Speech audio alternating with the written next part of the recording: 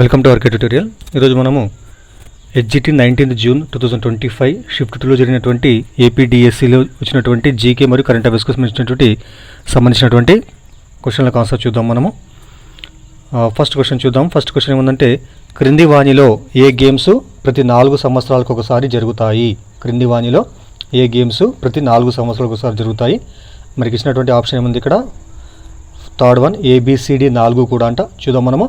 Commonwealth games, అదేవిధంగా Asian games, అదేవిధంగా summer Olympic games మరియు వింటర్ ఒలింపిక్స్ గేమ్స్, ఇవన్నీ కూడా ప్రతి సంవత్సరం 4 సంవత్సరాలకు ఒకసారి ప్రతి 4 సంవత్సరాలకు ఒకసారి జరుగుతాయి. Commonwealth games, Asian games, summer Olympic games, అదేవిధంగా వింటర్ ఒలింపిక్ గేమ్స్, ఇవన్నీ కూడా ప్రతి 4 సంవత్సరాలకు ఒకసారి జరుగుతాయి అన్నమాట. తర్వాత క్వశ్చన్ చూద్దాము. సరైన సమాధానాన్ని గుర్తించండి. సరైన సమాధానాన్ని గుర్తించండి. మరి దీనికి ఇచ్చినటువంటి ఇక్కడ ఆప్షన్ ఏముంది మనకి? ఇక్కడేమో మనకు క్షిపణులు, తర్వాత వాటికి సంబంధించినటువంటి అంశాలు ఉన్నాయి ఇక్కడ. మరి దీనికి సెకండ్ వన్ అంట బీసీడిఏ. కాబట్టి చూద్దాం మనము. ఫస్ట్ ఏముంది ఇక్కడ? క్షిపణి. సో ఇందులో క్షిపణి పేరు ఏమంటే ఇక్కడ క్షిపణి పేరు ఫస్ట్ది సో బి, కాబట్టి ప్రహారు, తర్వాత శౌర్య. సో ఒకటికి బి ఆన్సర్ కాబట్టి క్షిపణులు ఇక్కడ ఏమున్నాయి? ప్రహార్ మరియు శౌర్య అనమాట. ప్రహార్ మరియు శౌర్య రెండు కూడా క్షిపణులు అవుతాయి. అదేవిధంగా సెకండ్ ఏముంది ఇక్కడ? యుద్ధ ట్యాంక్ అంట. యుద్ధ ట్యాంక్ అనేటువంటిది అర్జును, తర్వాత భీష్మ. అర్జున్ మరియు భీష్మ అంటే సెకండ్ సి. అర్జున్ మరియు భీష్మ రెండు కూడా యుద్ధ ట్యాంకులు, గుర్తుపెట్టుకోవాలా. ప్రహార్ మరియు శౌర్య రెండు కూడా క్షిపణులు. అర్జున్ మరియు భీష్మ రెండు కూడా యుద్ధ ట్యాంకులు. అదేవిధంగా తర్వాత ఉపగ్రహం అంటే ఉపగ్రహం ఏముంది ఇక్కడ? EOS-04, తర్వాత ఆదిత్య L1. చూడండి, థర్డ్కు డి ఆన్సర్. EOS-04 తర్వాత ఆదిత్య L1, ఈ రెండు కూడా ఉపగ్రహాలు. తర్వాత ఫోర్త్ వన్ ఏముంది ఇక్కడ? అంతరిక్ష నౌక. అంతరిక్ష నౌకల పేర్లు ఏమిటి ఇక్కడ? సో ఇది ఫస్ట్ ఏ ఆన్సర్ కాబట్టి PSLV C-25, GSLV MK-11. So ఈ రెండు కూడా అంతరిక్ష నౌకలు. PSLV C-25, GSLV MK-11, ఈ రెండు కూడా అంతరిక్ష నౌకలు కావడము జరుగుతుంది. తర్వాత క్వశ్చన్ చూద్దాం. నోబెల్ బహుమతులు ప్రతి సంవత్సరము 6 రంగాలలో ఇవ్వబడతాయి. నోబెల్ బహుమతులు ప్రతి సంవత్సరము 6 రంగాలలో ఇవ్వబడతాయి. అవి శాంతి, భౌతిక శాస్త్రము, రసాయన శాస్త్రము, వైద్యము, సాహిత్యము మరియు సో క్రింది వాటిలో ఏదంటే మీకు తెలిసింది ఏది? ఆర్థిక శాస్త్రం అనమాట. ఫస్ట్ వన్ ఆప్షన్ అవుతుంది ఇక్కడ ఆర్థిక శాస్త్రము.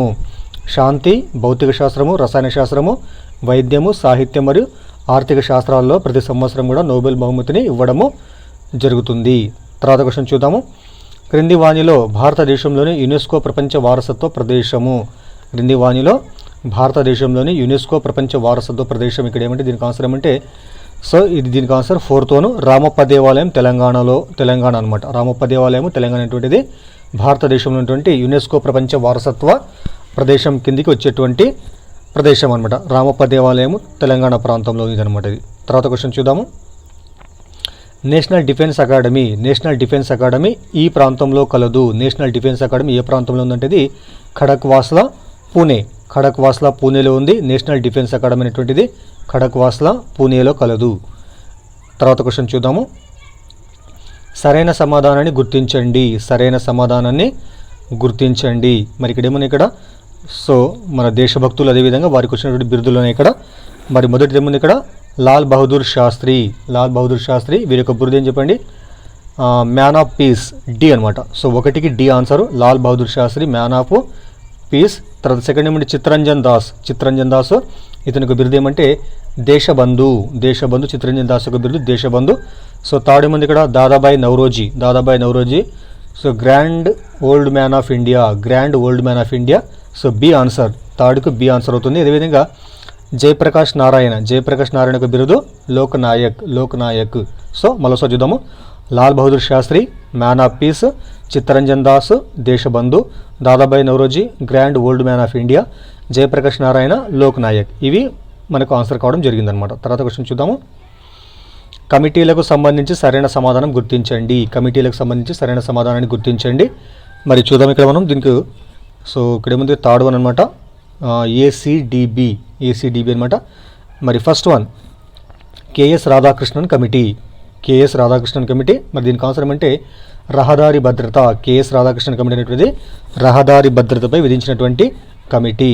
తర్వాత ఏముంది?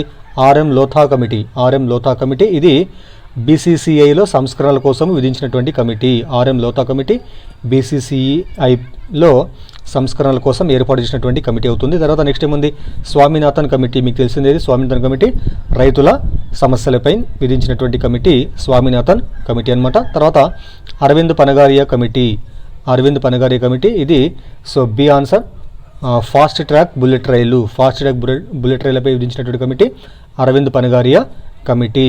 సో కేఎస్ రాధాకృష్ణన్ కమిటీ రహదారి భద్రత, ఆర్ఎం లోతా కమిటీ బీసీసీఐలో సంస్కరణలు, స్వామినాథన్ కమిటీ రైతుల సమస్యలు, Arvind Panagariya committee fast track bullet రైళ్లపై విధించినటువంటి కమిటీలు ఇవన్నీ కూడా. తర్వాత క్వశ్చన్ చూద్దాము. పోస్టల్ సర్వీసుల గురించి సరైన సమాధానం గుర్తించండి. పోస్టల్ సర్వీసుల గురించి సరైన సమాధానం గుర్తించండి. మరి దీనికి ఆన్సర్ 4th వన్ ఏబీసీ 3 కూడా స్టేట్మెంట్లు కరెక్టే ఇక్కడ. మరి ఫస్ట్ ఏమంది, భారతదేశంలో పోస్టల్ వ్యవస్థను 1766లో లార్డ్ క్లైవ్ ఏర్పాటు చేశాడు. భారతదేశంలో పోస్టల్ వ్యవస్థను 1766లో లార్డ్ క్లైవ్ ఏర్పాటు చేయడం జరిగింది. సెకండ్ ఏమంది, 2016లో ఇండియా పోస్ట్ పేమెంట్ బ్యాంక్, 2016లో India Post Payment Bank IPPB ఏర్పాటు చేయడం జరిగింది. 2016లో ఐపీపీబీ ఏర్పాటు చేయడం జరిగింది. తర్వాత C1 స్టాంపుల సేకరణ తపాలా చరిత్రను అధ్యయనం చేయడాన్ని ఫిలాటలీ అని అంటారు. స్టాంపుల సేకరణ తపాలా చరిత్రను అధ్యయనం చేయడాన్ని ఏమంటారంటే ఫిలాటలీ అని అనడము జరుగుతుంది. తర్వాత క్వశ్చన్ చూద్దాము. 2025 గణతంత్ర దినోత్సవం సందర్భంగా ప్రకటించినటువంటి పద్మభూషణ్ అవార్డు పొందినటువంటి గోల్ కీపర్ శ్రీజేష్ ఏ రాష్ట్రానికి చెందినటువంటి వాడు? చూడండి, 2025 గణతంత్ర దినోత్సవం సందర్భంగా ప్రకటించినటువంటి పద్మభూషణ్ అవార్డు పొందినటువంటి గోల్ కీపరు శ్రీజేష్ ఏ రాష్ట్రానికి చెందినటువంటి వాడు అంటే దీనికి ఆన్సర్ ఏమవుతుంది ఇక్కడ 4th వన్ కేరళ రాష్ట్రానికి చెందినటువంటి వాడు. శ్రీజేష్ అనేటువంటి గోల్ కీపరు కేరళ రాష్ట్రానికి సంబంధించినటువంటి వ్యక్తి. అదేవిధంగా పొందినటువంటి అవార్డు పద్మభూషణ్. ఇది 2025 సంవత్సరము రిపబ్లిక్ డే రోజు ప్రకటించడం జరిగిందనమాట. తర్వాత క్వశ్చన్ చూద్దాము. డీప్ సీక్ అనున్నది ఇక్కడ ఏమంటే ఇక్కడ సో మీకు తెలిసిందే ఇది కృత్రిమ మేధస్సు. డీప్ సీక్ అంటే ఇక్కడ మనకు ఆర్టిఫిషియల్ ఇంటెలిజెన్స్ అనమాట. ఇదేం చెప్పండి, కృత్రిమ మేధస్సుకు సంబంధించినటువంటిది డీప్ సీక్ అనేటువంటిది. తర్వాత క్వశ్చన్ చూద్దాము. ఏక్ పేడ్ మాకే నామ్ కార్యక్రమంలో చేయవలసినటువంటిది మీకు తెలిసింది ఇక్కడ పేర్లోనే మనకు ఉంది ఇక్కడ. ఏక్ పేడ్ మాకే నామ్, మా అంటే ఎవరు చెప్పండి, తల్లి కాబట్టి తల్లి పేరిట మొక్క నాటడము. దీనికి ఆన్సర్ అంటే 3rd వన్ ఏక్ పేడ్ మాకే నామ్ అంటే ఈ కార్యక్రమం చేయాల్సిన అంశం ఏమంటే ఇక్కడ తల్లి పేరిట ఒక మొక్కను నాటడము. తల్లి పేరిట మొక్క నాటడం అనేటువంటిది ఏక్ పేడ్ మాకే నామ్ కార్యక్రమంలో మనం చేయవలసినటువంటి అంశం అన్నమాట. తర్వాత క్వశ్చన్ చూద్దాము. జార్ఖండ్లోని బుండు తర్వాత ఛత్తీస్గఢ్లోని బైగా గిరిజన గ్రామాల మహిళలు ఈ వేడుకలకు ఆహ్వానించబడ్డారు. మరి ఏ వేడుకలు అంటే ఇది ఆన్సర్ అనేది 76వ గణతంత్ర వేడుకలకు. గుర్తుపెట్టుకోవాలా, జార్ఖండ్లోని బుండు ఛత్తీస్గఢ్లోని బైగా గిరిజన గ్రామాల మహిళలు ఏ వేడుకలకు ఆహ్వానించబడ్డారంటే వాళ్ళు 76వ గణతంత్ర వేడుకలకు ఆహ్వానించబడినటువంటి వారన్నమాట. తర్వాత క్వశ్చన్ చూద్దాము. కేంద్ర హోంశాఖ ప్రకృతి వైపరీత్యాలు ఎదుర్కోవడంలో సేవ చేసినటువంటి వారికి ఇచ్చే సుభాష్ చంద్రబోస్ ఆపద ప్రబంధన్ పురస్కార్ 2025ను పొందినటువంటి సంస్థ. మరి దీనికి ఆన్సర్ ఫస్ట్ వన్ అట ఇన్కాయిస్ INCOIS అనేటువంటిది కేంద్ర హోంశాఖ ప్రకృతి వైపరీత్యాలు ఎదుర్కోవడంలో సేవ చేసినటువంటి వారికి ఇచ్చేటువంటి సుభాష్ చంద్రబోస్ ఆపద ప్రబంధన్ పురస్కారు 2025ను పొందినటువంటి సంస్థ ఇన్కాయిస్ అనమాట. తర్వాత క్వశ్చన్ చూద్దాము. అంతర్జాతీయ విద్యా దినోత్సవం 2025 అంతర్జాతీయ విద్యా దినోత్సవం 2025కు యుఎన్ఓ దీనిని ఇతివృత్తంగా